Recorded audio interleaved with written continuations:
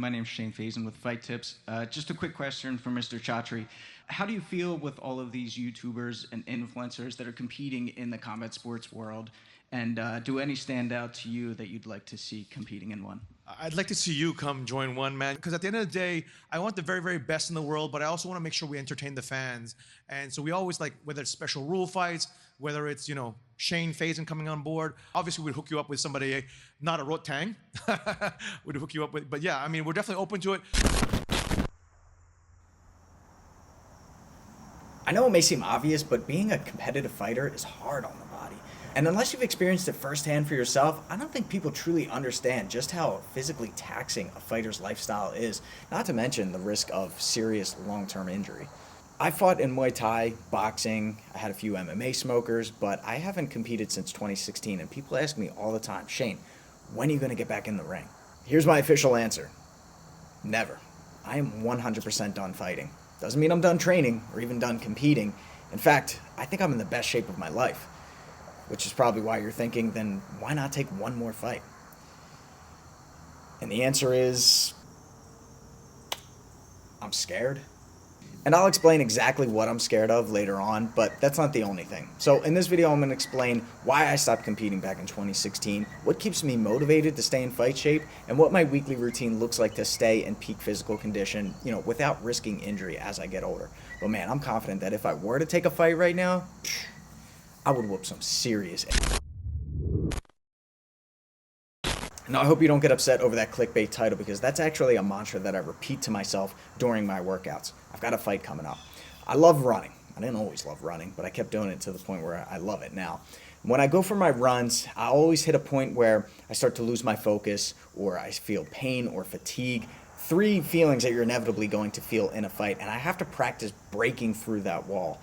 And the 6 words that I repeat to myself that always help me do that is, I've got a fight coming up. If you ask any competitive fighter, they'll tell you that in a fight camp, they are in peak physical condition, and mentally they are locked in with laser focus, because they know in the back of their mind that their potential opponent is training just as hard as them, if not harder. Whenever you think about that, I've got a fight coming up and I have to fight that person, even if it's a metaphorical fight, that's going to help push you to train a little bit harder, to run that extra mile, to go a little bit faster. In a bit, I'm going to talk about specific exercises and how this trick comes in handy, because look, discipline is a muscle, right? If you don't use it, you lose it. So by thinking about this match that I have coming up, this fight, really helps me stay focused at all times. So my daily routine looks something like this. I get a minimum of 8 hours of sleep every single night.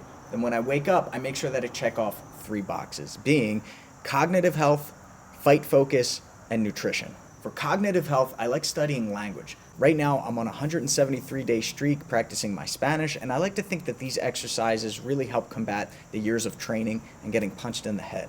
Next, I study fight footage, and every day I write an article on Magnus to expand upon my striking curriculum. I like to slow footage down and focus on the minutia of timing, range, setups, and body positioning. Finally, but certainly not least, is fueling my body and mind with the energy and nutrition that it needs in order to keep up with these daily tasks. This video is appropriately sponsored by AG1. If you're looking to add a little bit more regimentation to your daily routine, I suggest you start right here with the best daily nutrition drink on the market. AG1 is made up of 75 high-quality, whole food sourced ingredients designed to support sustained physical and mental energy with B vitamins and magnesium, improved digestion with pre and probiotics for better nutrient absorption, and immunity support with a blend of vitamins and minerals including zinc and vitamin C, and functional mushrooms to support overall immune health. Back in the day, whenever anyone asked me what type of supplements I take, I used to always say, I get my nutrients naturally through whole foods, but now I realize just how difficult and expensive it is to find whole foods that aren't riddled with pesticides and antibiotics. That's why I trust AG1 as my functional daily nutrition. And with these convenient travel packs, I can bring them with me even when I'm on the go, like when I'm heading to tournaments with our athletes. I've tried other nutritional drinks before, but AG1 is my personal favorite when it comes to taste and ingredients. I look forward to starting my mornings with it because I know I'm taking care of my body and supporting my immune system, especially since I'm constantly training with a room full of sweaty fighters at the gym. If you've been following me for any period of time, you know that I basically never promote any nutritional drinks or supplements. And I've been doing fight tips since before YouTube even existed. It's because I never found one that I liked as much as AG1. Want to give it a try yourself and see what I'm talking about? Tap the link below to get a 1-year supply of immune-supporting vitamin D3, K2, and 5 travel packs free with your first purchase.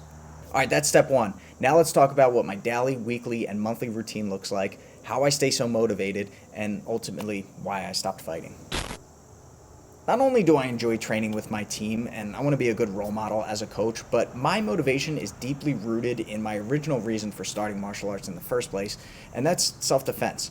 I want to have real confidence in my ability to defend myself and my loved ones on the streets, and that's why I have daily, weekly, and monthly training goals that I set. My daily goal is simple: move and improve every single day. I have to do something that makes me 0.1% better than I was yesterday. And usually that's by doing something that I don't want to do. Eating my vegetables, so to speak. I don't enjoy it, but I know it's good for me. And this is all dependent upon how my body is feeling. It could be a hard 60-minute workout, or it could be a brisk walk because my muscles are sore. It could be a massage. It could be a cold shower. Because maybe by doing a hard workout, it puts me in a worse state or I risk injury. So I have to be in tune with my body and know exactly what it needs, but I also can't create any excuses for myself and skip workouts because, like I said, I've got a fight coming up.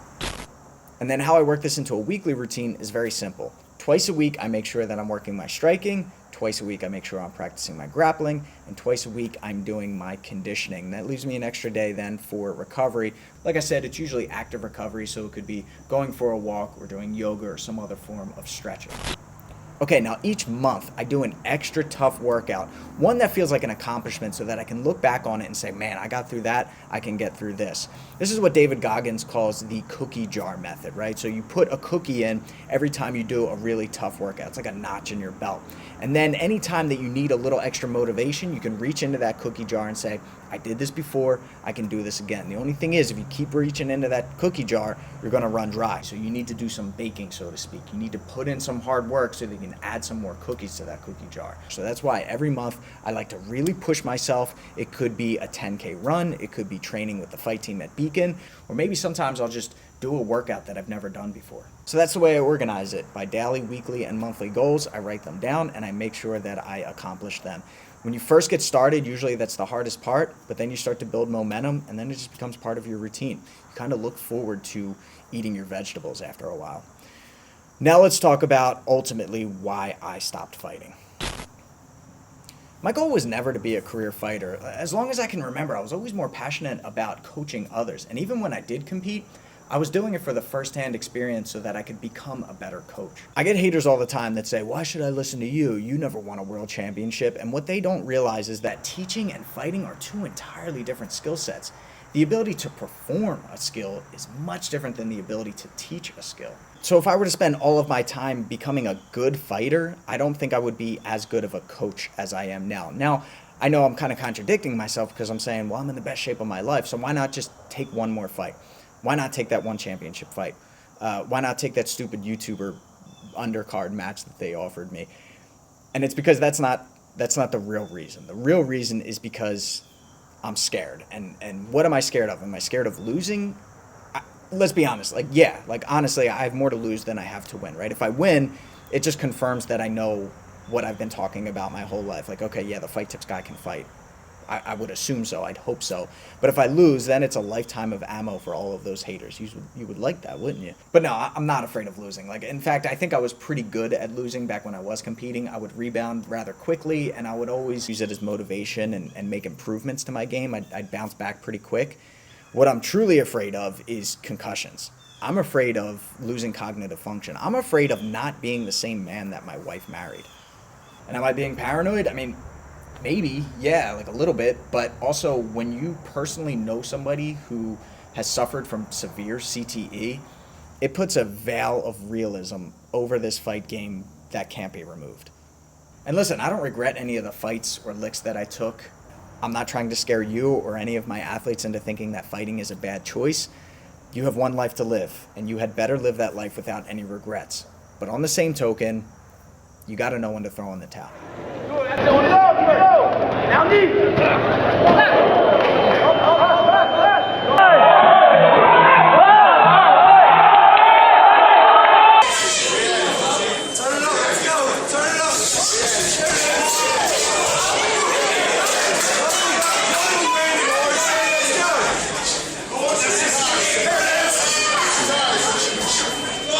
Look, my time came and went.